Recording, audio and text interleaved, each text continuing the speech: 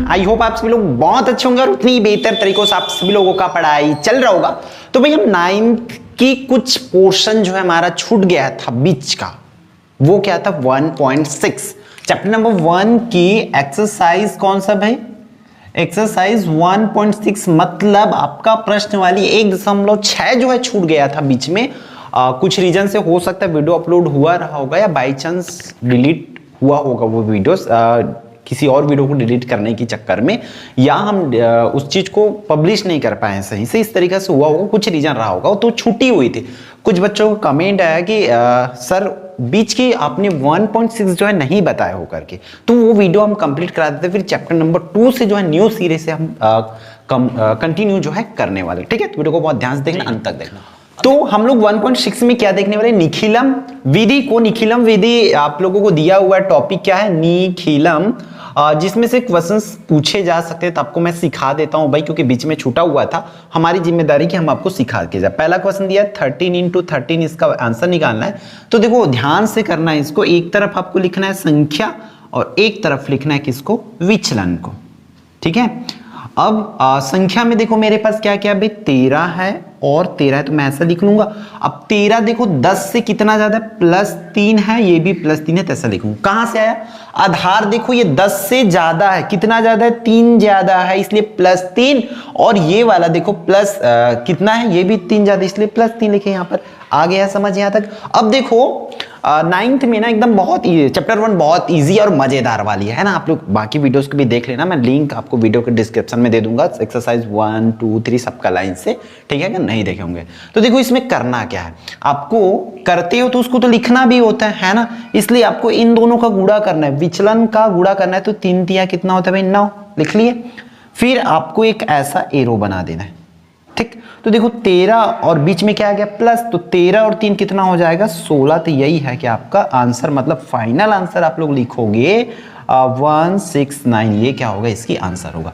लेकिन लेकिन लेकिन यहां पर बीच में शब्दों में भी लिखना पड़ता है बाजू में, तो यहां पर हम लोग लिखेंगे बायां, सीधा कौन सा, बायां, सॉरी दायां को पहले कर लिया, किसी को भी करो कोई दिक्कत नहीं है। ठीक है, हम हमेशा बायां करते आ रहे हैं, इसलिए बायां को पहले कर रहे हैं। बायां भाग, बायां भाग में करना क्या है, इन चीजों को देखो।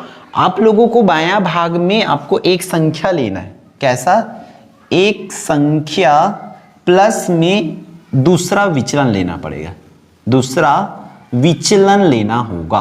कैसे भाई, एक संख्या मैं किसको ले रहा हूं, 13 को, प्लस दूसरे का विचलन, मतलब ऐसे कर रहा हूं ना, तो 3, तो 13 और 3 कितना होता है, 16, इसलिए यहां पर 16 लिखे। अब मुझे किसको हल करना है, दायां भाग को हल करना है। तो कैसे करेंगे, दायां भाग बराबर, देखो ध्यान से, आपको इन विचलन का गुणा कर देना है। तो सिंपल से लिखोगे विचलनों का गुणा करके। क्लियर है बच्चों, आया ना समझ में, विचलनों का गुणा। तो विचलन कौन कौन से भाई, ये 3 मतलब चिन्ह कैसा भी रहे, आपको सिंपल से गुणा कर देना है। 3 × 3, तो 3 तिया 9 आता है, इसलिए मैं यहां पर 9 लिख दिया हूं। आया आप लोगों को समझ।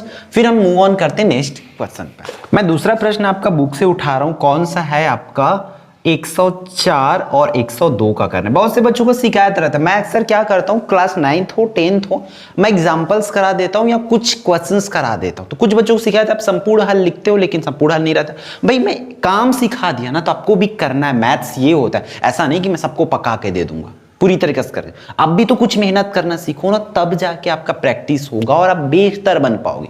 एज ए टीचर मैं आपको कभी भी आलसी बनाना नहीं चाहूंगा, इसलिए मैं कुछ क्वेश्चन को छोड़ देता हूं। और यहां भी यहां भी मैं कुछ क्वेश्चन को छोड़ूंगा ताकि आप लोग सीख पाओ, समझ पाओ। ठीक है, तो देखो यहां पर एक संख्या लेंगे हम लोग और एक तरफ क्या लेंगे, विचलन लेंगे, है ना।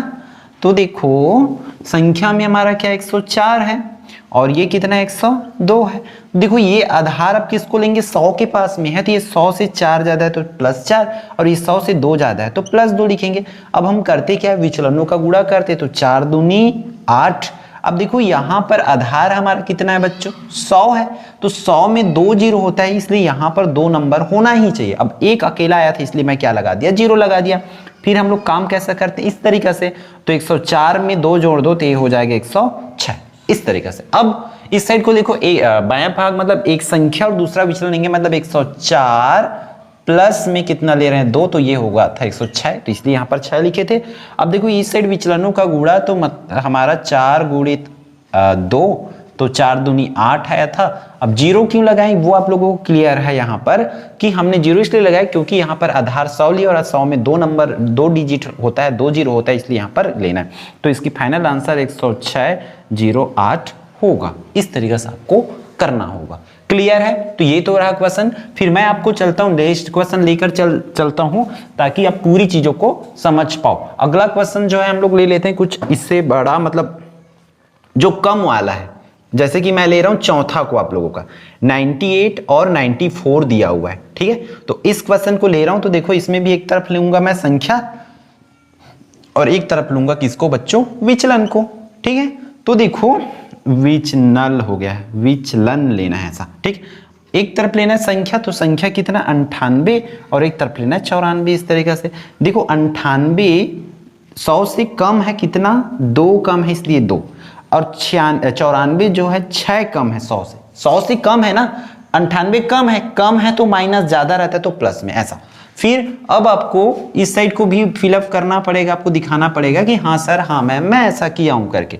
तो देखो हमने क्या करते हैं, ऐसा एक एरो बना, देखो 98 माइनस 6 आ रहा है, 98 में 6 कम कर देंगे, मतलब इस बार हम लोग 98 माइनस 6 लेना पड़ेगा, माइनस आ गया है इसलिए, ठीक।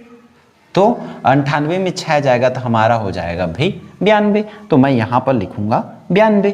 अब इन दोनों का गुणा कर दो, 6 दूनी कितना होता है 12, अब 2 डिजिट है तो कुछ नहीं करना पड़ेगा, यही मेरा क्या होगा फाइनल आंसर 9212 करके, मतलब 2 गुणित 6 और 2 छक्के कितना हो जाएगा 12। तो इस तरीका से आपको करना है।